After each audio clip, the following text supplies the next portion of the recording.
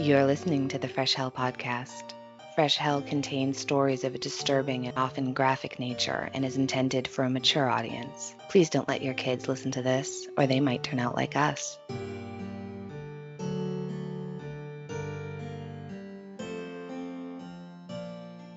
Hi there, I'm Regina King, your Eva Queen, and that is my lovely partner. Hi, I'm Lynn Roskamp, your docent of darkness. And we're the host of Disturbing Interest because, well, we have disturbing interest. Lynn, how many times have you killed a conversation and received a look with a fun fact that had to do with murder, mystery, or people sticking mummy dust into their mouths while painting? Is that why I've not been invited back to so many dinner parties? Could be. It's fine. If they can't handle me at my mummiest, then they don't deserve me at my yetiest. And they're just missing out. However, if you're out there thinking, mummies? Mystery? Murder? Yeti? This sounds like my jam. Then you should give us a listen. That's right. Disturbing Interest is the Terrible Mysteries, Disturbing Histories podcast that you never knew you needed in your life. And you can listen to us on Apple Podcasts, Spotify, iHeartRadio, CastBox, Stitcher, with a tin can and a piece of twine, or on pretty much any podcasting platform. Heck, dial us up on a Ouija board. We're not for the faint of heart, and I have a strong love for practicing the Sailor's Dictionary starting with the letter F, but we always try to leave you with something new on popular stories and bring to light things you've never heard of before. And you might even learn a thing or two. Because with us, you might be disturbed. But you're not alone. Hi, I'm Annie from the US. And I'm Johanna from Austria, and you are listening to Fresh Hell, your favorite international podcast. And the promo you just heard in the beginning was from the two lovely ladies over at Disturbing Interest. Please go and give them a listen. Thank you for joining us for another episode. If you're new to us, then welcome. We are two friends who met online. Yes, while playing Mensch ärger dich nicht. Yep, that's right. But so far, we haven't met in real life. It's going to happen one of these days. Mm-hmm. Someday. All right. I was going to start singing West Side Story, but I'm not going to. And if you're a regular listener, thank you very much for joining us and supporting us. Every time you listen to one of our episodes, you help us grow further. Every time you leave a rating or review, every time you recommend us to your friends or in your favorite podcasting group, we just really appreciate it so much. And as always, we would love to give a huge shout out to our newest Patreon members, and they are Erin Johnsrud, thank you very much, Erin, and Marquetta Crane, thank you very, very much. Thank you. We know we have been slacking a little bit on Patreon due to personal stuff, but we both have ring lights now. Yeah. I bought a better camera and Annie prepared a lovely recording space for herself. You can expect our videos more regularly starting from September. Yeah. You've got a package arriving soon, which will be fun. Yes, we're gonna do an unboxing next. Try those Kit Kats. One more thing before we start with today's episode. Thank you so much for voting for us in the podcast awards. We actually made it to the next round, which really took us by surprise. Annie and I, we didn't even check anymore because we were like, oh, we're gonna There's just go no into way. the next round. Yeah, It's we're fine. entered. It's There's fine. just no way. That's fine. So yeah, we are now 1 out of 10 nominees in the two categories, True Crime and Best Female Hosted. Thank you. Thank you so much. Like Johanna just said, we sincerely did not anticipate this situation. And it doesn't really matter if we get one of the awards. We're just honored to be nominated. No, but really, we feel like winners already just because our listeners are the best listeners. In fact, they're the ones who told us, they were like, hey, you made it to the next round. We were like, we did? You guys, you're just the best. So now here's the part that's a little bit weird, though, because we can't ask everyone to just go vote for us. You only can vote if you voted in the first round. And then from the people who voted in that first round, I think they're choosing, it's like 10,000 or 100,000 random people. And then you'll get an email invited to vote as a voter in the final tier. So if you do get an email from the podcast awards telling you can vote, it's a legitimate thing, and it would mean so much to us and the other nominees if you would in fact vote. And again, you'll find us in True Crime and Female Hosted. All right, I think that's all for now. If you want to know more about Patreon or our Facebook group, for example, please, as always, listen until the end because that's when we'll tell you all about that. Now, this week, Annie has a story for us, a story I know the mere basic facts. I'm super excited to learn more about it because this is wild. It is, yeah. So I also could not believe I'd never heard about this. And then, of course, I had to find out everything I could find about this. And so now I'm going to tell you about it. And I'm trying to think if there are any content warnings for the first part of this. I guess I would just say there's maybe a content warning for claustrophobia, possibly. Or crime against children. Or, yeah, crimes against children, although there are no deaths. So I will tell you that right from the, so you can kind of, Okay, so all of this takes place 45 years ago in July 1976 in Chowchilla, California. That's located about 150 miles or 241 kilometers south and east inland from the San Francisco Bay Area. The closest city was Fresno, and that's about 40 minutes away. Can I just say that I loved the name Chowchilla when I first heard it? It sounds like an adorable animal. Chow chow, chinchilla mix, Chowchilla. I would get one of those. So cute. So cute. But then I read where the name comes from, and now I kind of see it in a very, very different light. Yeah, so I'm going to pronounce this wrong probably, but it's an anglicized version, I think, of a name that was used for some of the indigenous people of that area. I think they were a very fierce warrior tribe. I think it's more like Chowchilla, but the name translates to murderers for their fierceness in battle. So that's a little Hellion trivia for you. I've only been through Central California once, so my husband has a group of friends who relocated to the San Francisco Bay Area, and they organize a motorcycle trip every other year from there. Sorry, small sidebar, but I think we actually have a lot of motorcycle folks who listen. So it was 2016 and we went out, and my friend Dawn, whose husband was also riding a motorcycle, but Dawn and I rented a car and we drove from San Francisco to Lake Tahoe. And the area that we're talking about today is further south than Sacramento, but we stopped in Sacramento to meet up with another friend and her amazing little bebe for lunch. And holy hell, it's like the surface of the sun in like an old-timey boardwalk situation. I'm sure I've told you about this before, but we were there in September, not July. If you've never been to California, and listen, I'm not an expert. I have been thrice, and really only to the Bay Area, as far south as Big Sur, and as far east as Tahoe. I do not know very much about California. I'm not an expert, but I can tell you that when you get away from the coast and into the middle of the state, it is very hot and very rural. And it's even more noticeable because, especially in the Bay Area, everybody really sort of lives right on top of each other. But once you sort of get out of the city, between San Francisco and Tahoe, it's just farmland, prison, farmland, cattle, farmland. We played What Are They Growing, but nobody ever won because I suck at it and I'm still not sure what they were growing. Fun fact, Big Sur, El Chadin lives in Big Sur with his wife. There's some Beach Boys trivia for all of you out there. Yeah, I can't blame him. It is beautiful. The very first time we went out, we just went a few days early because we were out for a friend's wedding. And Paul had been a bunch of times, but I'd never been. And we drove down the Pacific Coast Highway, it's like stunning ocean vistas off to one side, and then the inland side looks like Ireland. It's like these rolling emerald green hills. It's so beautiful. All right, but it's one of these small, close-knit rural farming communities where our story takes place. In 1976, Chowchilla had a population of 4,550 people. I heard it referred to by residents as a cow town that you could travel through in about 30 seconds. It's one of these villages we here say you can't blink because then you're going to miss it if you drive through. I think that's exactly the sort of town this was. The name of the school district was Dairyland.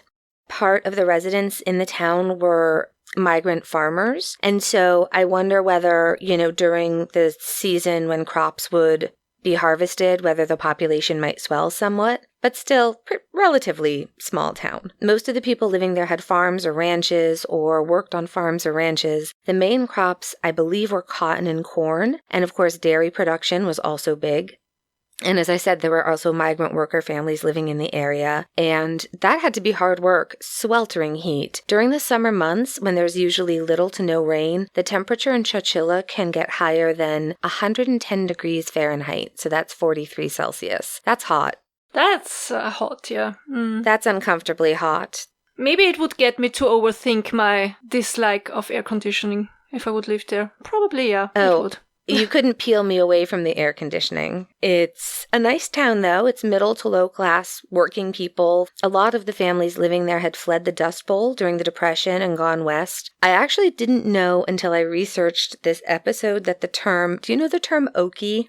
Like Okie from Finoki was a whole thing back in the day. Mm-hmm, yeah. It meant a farm worker from Oklahoma, but I didn't know that Okie was a slur. So I just thought it meant someone from Oklahoma, but not in a derogatory way. Maybe I should have known better. I'm from a state where we refer to ourselves as massholes, so maybe I'm not the best judge on like what's okay and not, but yeah, learn something new every day. In any case, the people who settled Chowchilla, they weren't especially wealthy, but they were hardworking and they cared a lot about each other. In the summer, the school district offered a summer school program, so kids would have classes in the morning and an outing in the afternoon, and this was a great program. They'd already extended it once that summer. On Thursday, July 15th, it was the second to last day of summer school. After class, the kids in the program had spent the afternoon at the community pool, and they were having so much fun at the pool that a few had to run for the bus still wearing their bathing suits with their little towels wrapped around them. Not that the bus driver would have left them. His name was Frank Edward Ray Jr. His friends called him Ed. The children on his bus route called him Edward. He was born on February 26, 1921. He was one of 8 children in nearby La Grande, California. He graduated from Chowchilla High School in 1940, and in the early 1950s, after growing crops and raising cows on his farm, he became a bus driver for the local school district. He had married a lovely woman named Odessa, and they had 2 grown sons of their own. He farmed and worked for the school system, but as his kids grew up, and he had retired, he missed being around kids, and he had too much free time. So he took a job as a school bus driver, which I just love. That's nice. Yeah. I also think it's nice to normalize men who enjoy the company of children. Yes.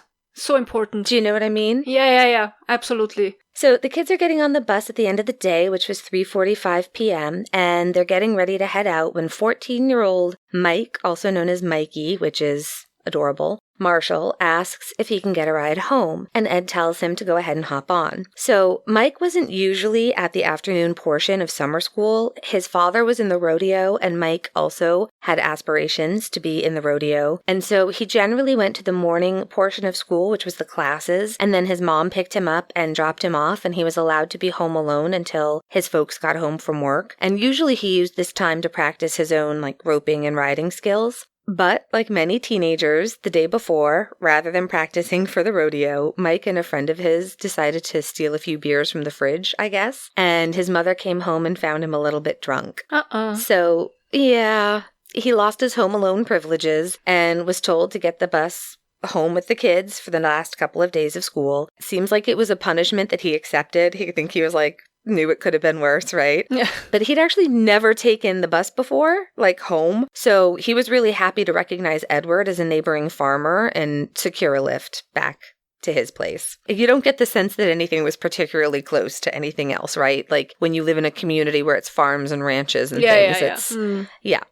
I can picture it. Yeah. The bus sets off, headed back to Chowchilla. The kids are having a great time. They're singing Love Will Keep Us Together and other chart hits. There's hot, dry summer air blowing in through the windows, and it's drying everybody's damp hair and bathing suits. The kids are passing around a petition that they've put together. They're trying to get summer school extended again. You can just sort of feel the hot vinyl under your thighs. I don't know. It just takes me right back. I have to say, you just painted a lovely picture. I can see it. I love it. Good. It's especially important because we don't have school buses here, not like in the US. You know yeah, that? so this Yeah. would have been the big, like you see in movies, the big yellow school bus with the vinyl seats, and Yeah. they still use them. So, yeah, Edward had made a couple of stops, and I think 3 or 4 kids had gotten off the bus. It was a little after 4 p.m. on a country road in Madera County when Ed sees that there is a white van with the hood up blocking the road by a stop sign. Or an intersection. So he slows down to go around it, and because it's pre-cell phone days, and this is a community where nobody locks their doors and everyone looks out for one another, as he's passing this van, Ed opens the door to the bus, and he calls out asking if they need a lift or a tow truck called. But before he can even get the offer to help out, a man wearing a pair of pantyhose over his head and holding a gun gets on board the bus. He orders Ed at gunpoint to go to the back of the bus, and suddenly there's another man there, also with pantyhose obscuring his face, and he's got a sawed-off shotgun. The grown kids recall the men's faces being really obscured, and their eyes just looked like dark holes in their head, which had to have been terrifying. Creepy. Yeah, very creepy. According to a 1986 article by Linda Witt for the Chicago Tribune, she explains that when they first boarded the bus, there was a lot of confusion, saying, quote, "At first, the children couldn't comprehend what had happened. Jeffrey Brown, then 12, thought it was a joke and jumped up with his hands in the air, shouting, 'We didn't do it.' One of the men had covered his face with a pair of nylon pantyhose, and the legs hung down at the side of his head comically. 'Are you the Easter Bunny?' little 5-year-old Monica Artery asked him." End quote. Okay, who else is thinking Nicolas Cage in Raising Arizona right now? Oh, I have seen that, but it's been a while. You did? Yeah, I have seen that. I remember liking it, but it's been at least 20 years. I'm due a rewatch, I guess. That whole scene that might seem comical, and Monica's question is one of a complete friendly and innocent little child, but it's actually heartbreaking.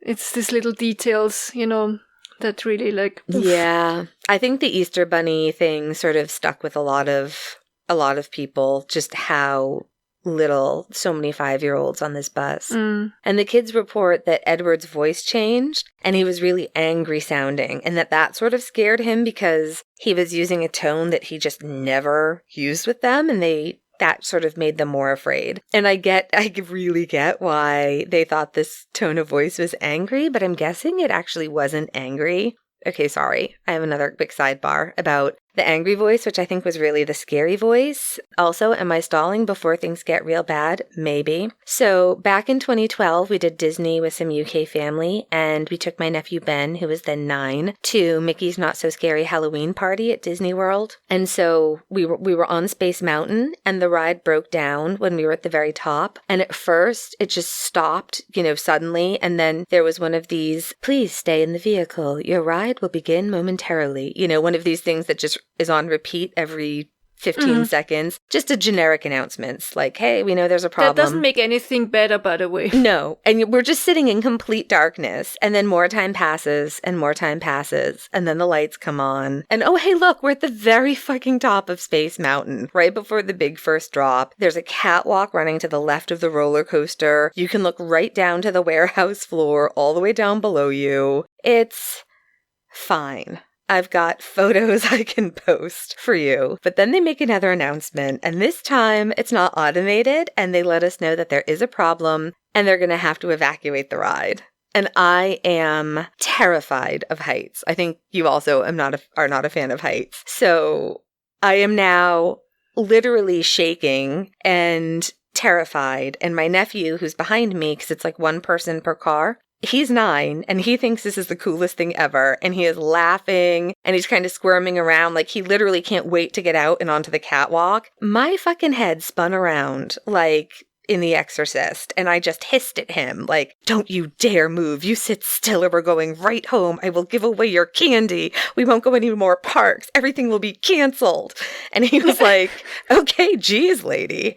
It was like, and I used to think that tone was when my parents were like really angry, but now I know that's the voice of fear. So, yeah. You're right. Yeah. Yeah, I was all I could see was his perfect little body falling off the catwalk. You know what I mean? It's terrifying. It was all fine. We were evacuated. We had to be helped out of the car onto a catwalk and then across the catwalk into this like open elevator, which was all terrifying but very safe because Disney. And my nephew was perfect. He did not jump or run or lean over railings, and I didn't have to give away any of his candy. But yeah, Edward is using the very serious voice of an adult who is fucking terrified for the safety of a child. And the kids know something is really wrong. They're just not sure what. Now one of the kidnappers is driving the bus, and one of them is holding a gun pointed at the children. And then there's a third man who's driving the white van that they had pretended was broken down. Before too long, the school bus goes off the road into an area hidden from passing traffic. It's a slough. It's like a dry riverbed where there's another van waiting. So this sounds all very well planned, which, I mean, of course. Because how is kidnapping a school bus full of children ever spontaneous, right? It has to be planned. It is. And I think one of the things that makes this case so interesting is that it's both very well planned out and then also shockingly poorly thought out. There's a lot to tell. So there's another van waiting for them when they end up in this riverbed off the side of the road. Most of the children describe it as green. I think Edward described it as black. Another article I read said it was white. It doesn't really matter, except now there are 2 vans. And these vans are like panel vans. Do you know what I mean? Like 2 doors at the back that would open. Yeah. Mm-hmm. And then probably a driver and passenger side.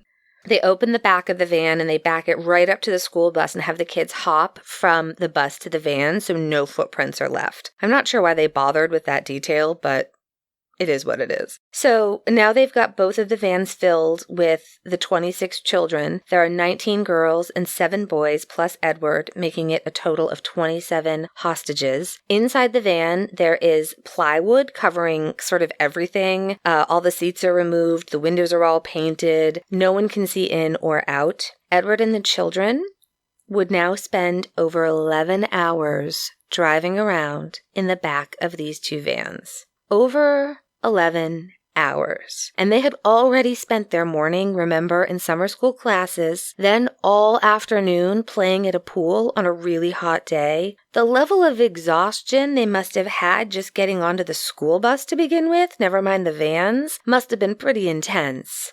There are older kids in the 9 to 12-year-old range, and they're trying to comfort the littler ones. There were a lot of kindergarten-age kids on this bus, lots of 5 and 6-year-olds, and they'd sing songs to them like Boogie Nights and If You're Happy and You Know It, but then instead of If You're Happy, they switched it to If You're Sad and You Know It, and they just spent almost 12 hours driving around. Jesus, if you're sad and you know it, it's heartbreaking. I know.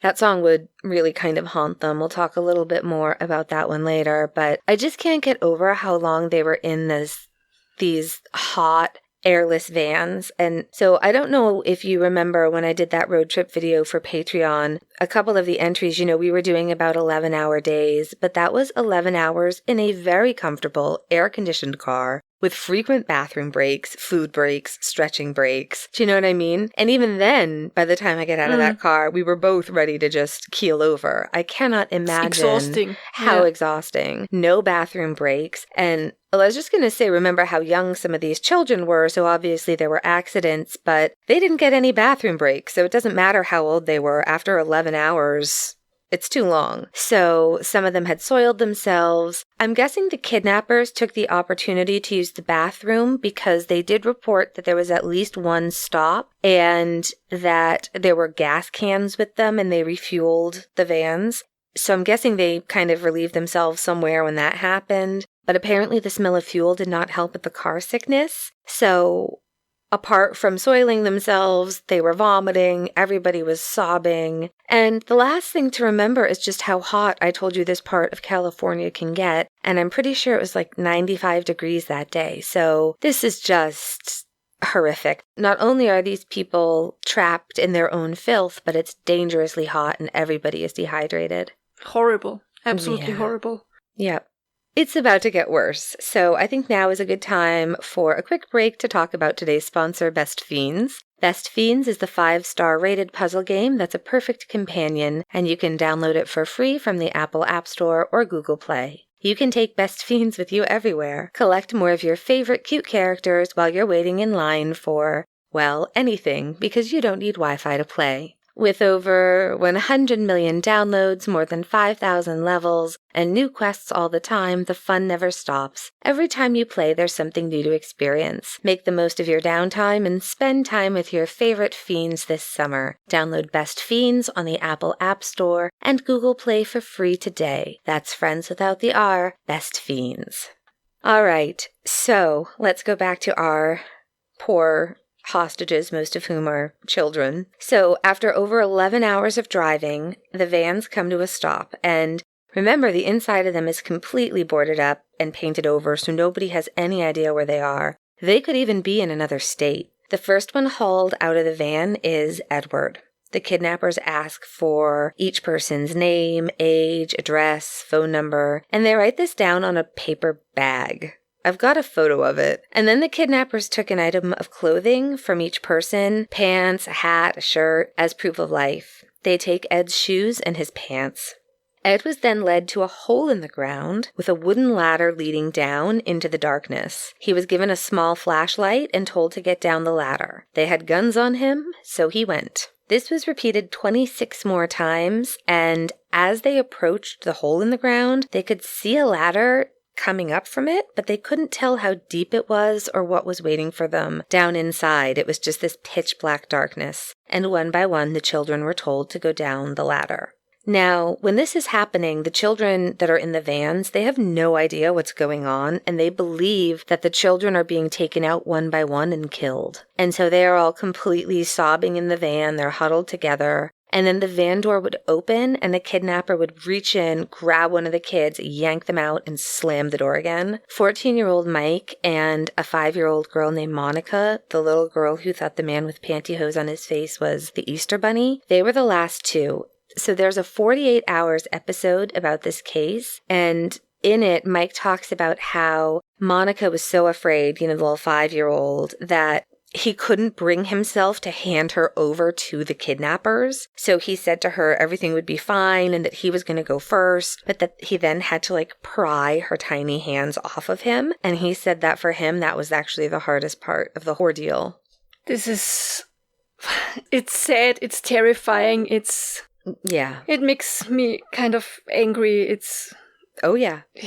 Yep. All the feels. What can I say? I have a question. So, this is the age range of the children between 14, 15, and 5? Yeah, so Mike Marshall, he is the oldest at 14. Edward is 55, I believe, but Mike Marshall, he is 14 years old. There were a couple of 12-year-olds, but most of them are under 10. Lots of 5- and 6-year-olds. I don't know, I can't believe I only heard about this a few weeks ago. I just never heard of it.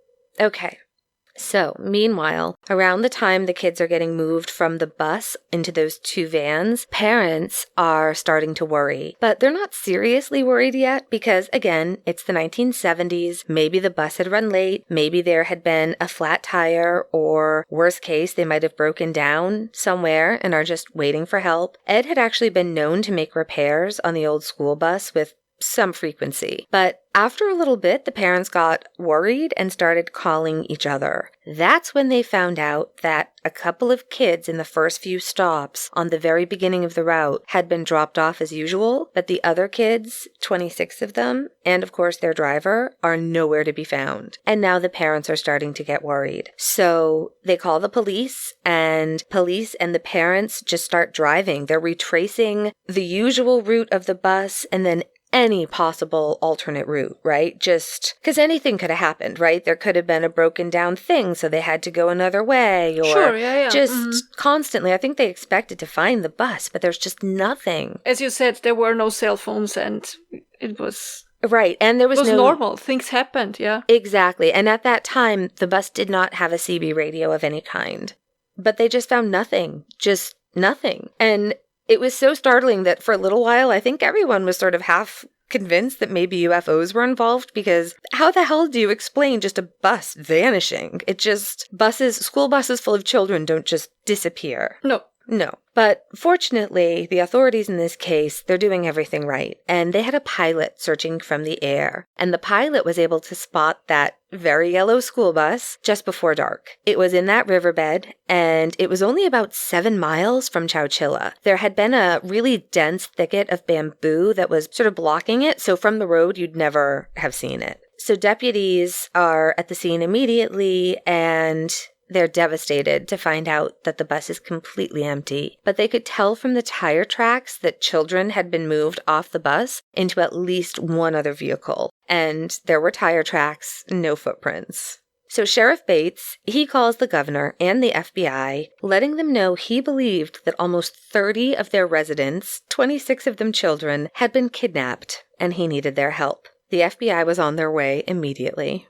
Can you even imagine? Your kids are not being dropped off by the school bus in time. You think the bus broke down, or worse, the worst thing that you can imagine, a horrible accident, right?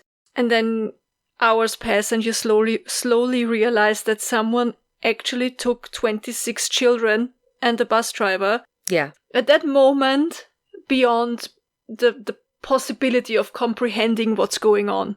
Well, and especially, in the beginning, I mentioned that these were not wealthy people, and there was a reason that I brought that up. Socioeconomic status isn't really always germane to a case, but these were not wealthy people. I'm sure the very idea of a kidnapping for ransom would have been, do you know what I mean? It's like... Yeah, plus 27 people. When do you kidnap 27 people except for airplane hijackings? Yep. I think it was the largest kidnapping at that time in history. We talked about the Gladbeck hostage situation. Yep. But that was different because that was live on TV and it was not a planned thing to kidnap this many people and have them under your control for ransom. This was all part of the plan. It's just, honestly, it's so shocking. There's so much more to tell. It just, hang on to your seat. I think me as a parent, I would have thought horrible things as well. Yes. If you hear that 26 children were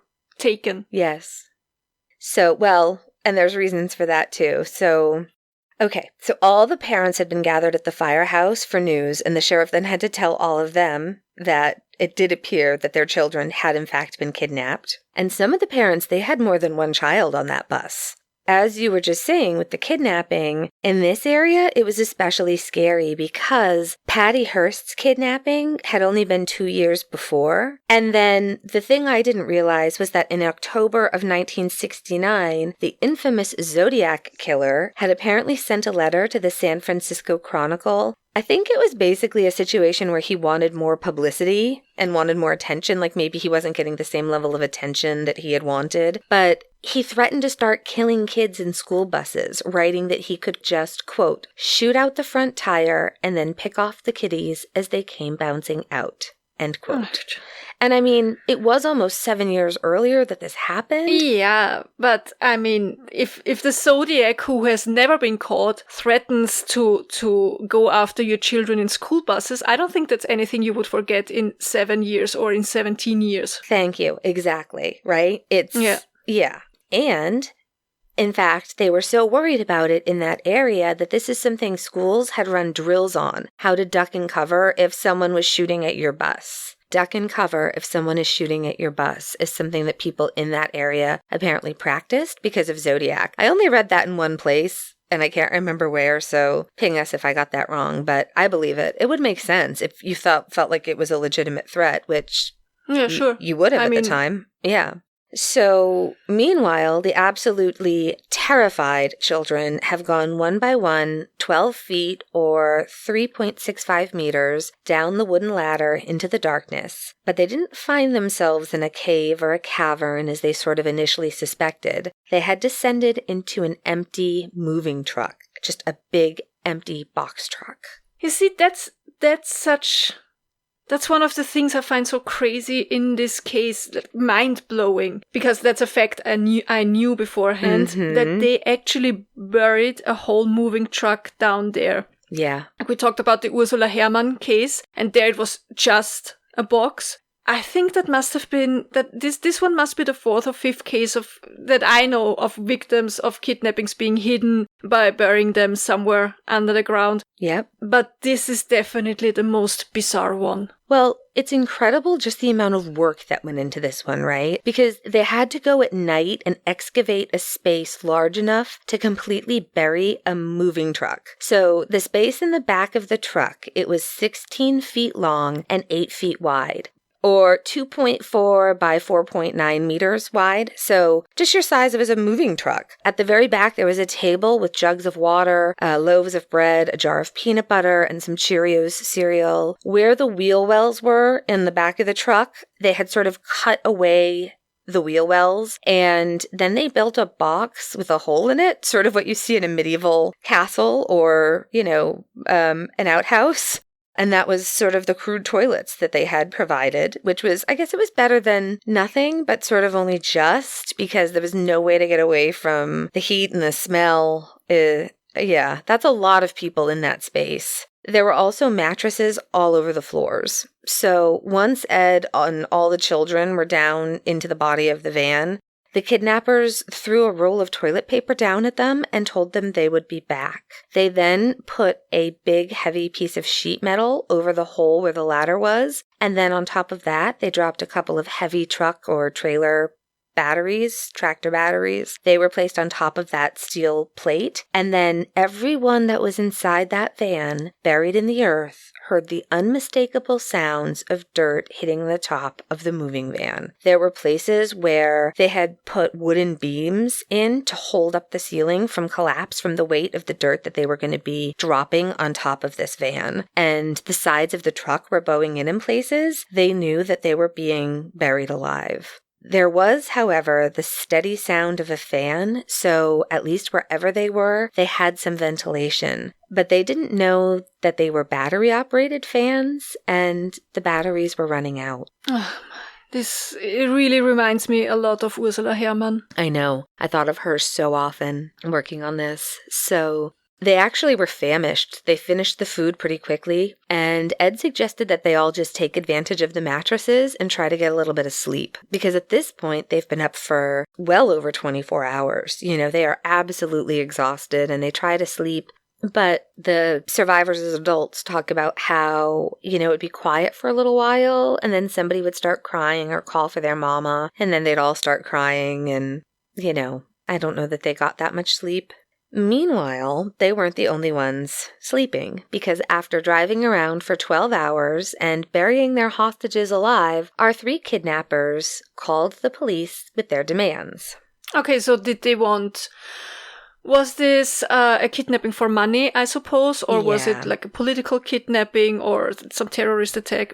They wanted money. Money. Yep, they were just greedy. Yeah. They had heard that the state of California had a budget surplus, and they planned to ransom the children and Ray for that $5 million budget surplus. Now, it's funny because there's all these calculators you can do to figure out, what would $5 million be today? What's the horse money? Tell me. I know. You want to find out what well, this time I've got house money for you because I feel like that's a better gauge, of what purchasing power was. So the median price of a home, the average price of a home in the United States at that time was about $44,000. And California had a higher property price at about $48,600. So $5 million, that's horse money.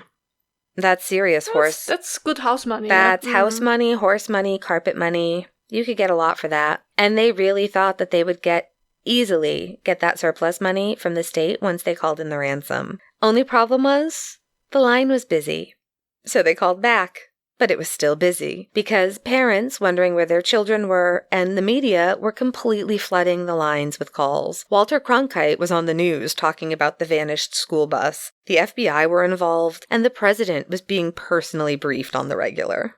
And did the police or the FBI, did they get any leads?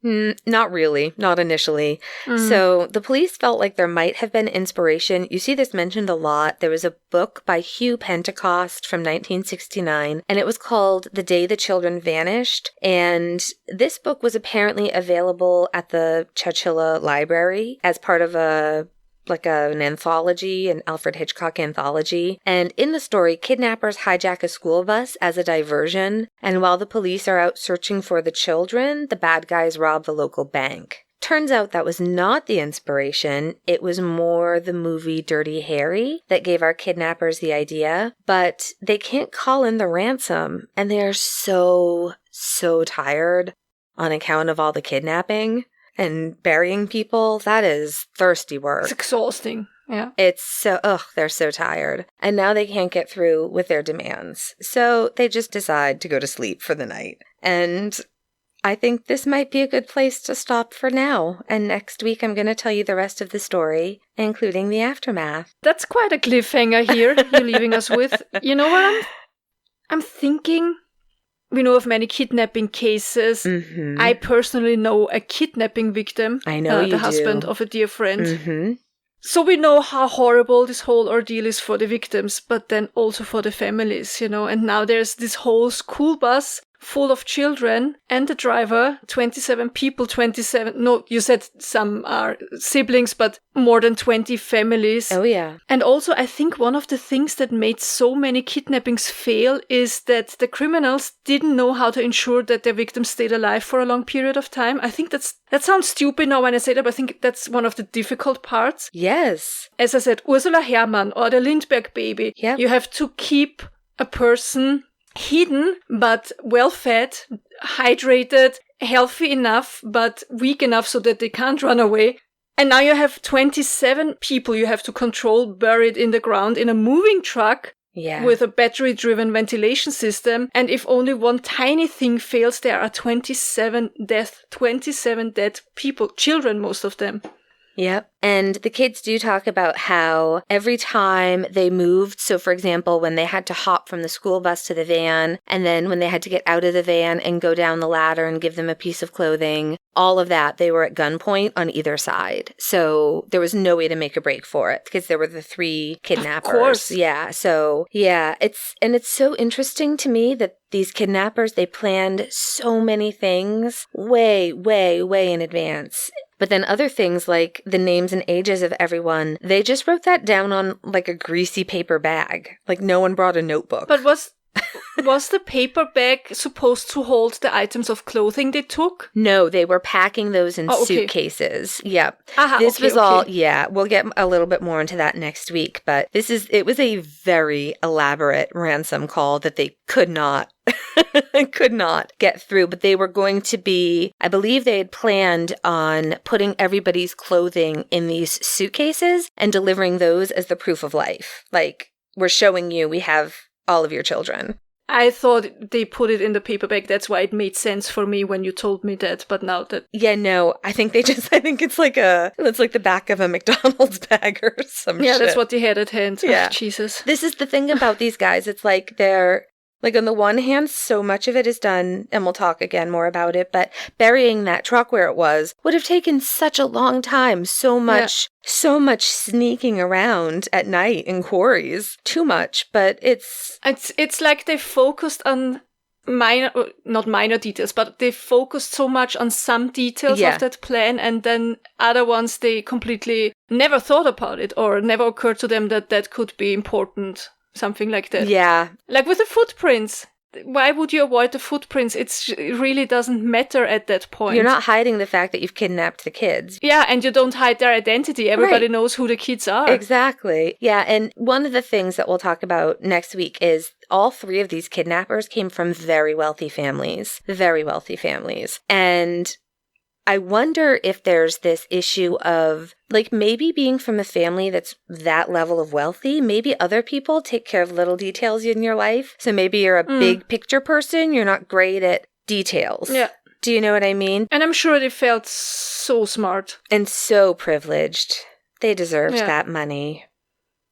I can't wait to tell you the rest of this. It's got a happy, no one dies. Don't worry. It's going to be all right, everyone. Don't panic between now and next week. So, do you have something good? Yes, I do. My something good is actually twofold. So first of all, my husband came home on vacation. I just took him to the airport today. He had been here with us for the last 12 days, and it was super short notice because I actually thought he might be able to come home mid-August earliest, if we're lucky. But on 21st of July, he told me that I should try to get him a flight for end of July. Yay. Because he can take 12 days off. And it was so lovely. It was so relaxing. I loved having him home. I'm so glad. He hadn't been here for, let me think, how long hasn't he been here for? I think 3.5 months, something like that. Do you remember? It's been a while. Yeah. And the last time he was here, he did spend most of the time building our fence, which was very important because of the dogs, you know it. Yes, it's the first thing we did, yep. Yeah. But this time we barely did anything for the house. We mostly relaxed. We went out to eat for the first time in almost 1.5 years. And it was so great. We went for ramen. It was so good. We had friends over for lunch. I made roasted lemon chicken. The only thing that Philip did for the house, he was digging 3 holes for some plants for me. I planted honeysuckle and a magnolia. Nice. And he did put the paving stones back in that he had to remove when he did build the fence. Oh, awesome. Yeah. That was all. Yay. And I said my something good is twofold because the second part is you, Annie. Nope. Because I'm so thankful that you did take on all of the workload for the last 2 weeks, even though it was really short notice. Thank you, IHOP. No, don't be nice to me. I'll cry. I was happy to do it. And I've had this sort of 2-parter in the back of my brain for a while. So it worked out well. I'm so glad though that you guys had a nice relaxing time. That's awesome. My something good is we've had 2 slightly belated birthdays since the last time we recorded. One was my dad and one was one of our moderators, Misty. So happy belated to both of you. And then we also went to our first concert since COVID. It was the rescheduled Hella Mega Tour at Fenway. Green Day and Weezer both sounded amazing. Fall Out Boy couldn't make it because COVID. It only rained a little bit. It's all outdoors. It was at Fenway, so it was nice. It was a really, really good night out. It was a little bit surreal. Like, it was the first night where it felt like, I don't know. It's a little bit surreal doing things like that again now. Do you know what I mean? I know what you mean. Yeah. Yeah. It was good. And then today, Wednesday, August 11th, when you're listening to this, it is my late mom's. It would have been her birthday. So please raise a glass of whatever you enjoy to Ginny if you should think of it. Happy birthday. Happy birthday, Mom. We miss you. So, would you tell them the rest of it? Because I think they're sick of hearing my voice. Oh, I forgot to tell you.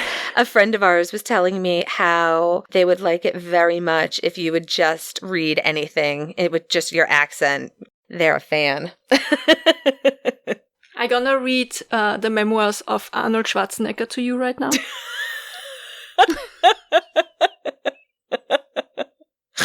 All right, guys.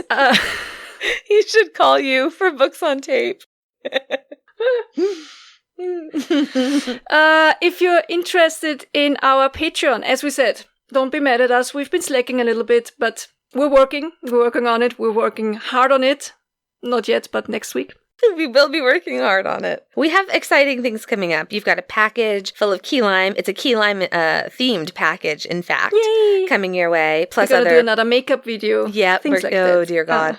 My sister loves the makeup videos. It's so funny to me because she doesn't like makeup. So go to patreon.com and search for Fresh Hell. We should pop right up. Or go to our webpage, which is freshhellpodcast.com. There you find all the links to Patreon, to Facebook, to our Instagram, to our email, to our merch store. Thank you for all of you who keep supporting us. And I don't mean only on Patreon, like everything. Every episode you listen to is so much support for us. We said it in the beginning. We already explained to you the podcast award. I think the awards will take place on 30th of September. I don't know. Maybe we can I think so. Have some kind of watch party where we lose and then... Maybe, yeah. And then get crying and drinking. You can just watch us cry and drink. That'd be great. Yes, and I think that's it. That's it. Please, tell your pets we said hi, hug them, cuddle them, hold them, treat them the best way possible because they deserve it. That's right. Even if they're ugly. Even if they're ugly, especially the ugly ones. I really like an ugly pet. I love the ugly dog contest. Do you get that in Austria? It's international or is it an American thing? I think we have, not in Austria, but a European It's ugly my dog favorite. contest. It's possible. I want every single one of them with all their missing teeth and their tongues hanging out and patchy fur. Yeah. I feel like that's how I look. Like that they look how I feel. Jesus, Annie. I love them. I love them so much.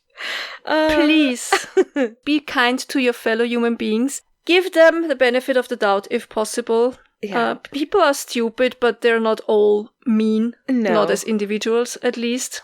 Yeah. Yeah. And that's it, folks. That's all. And until next week, if you are going through hell, Keep going. Tschüss. bye.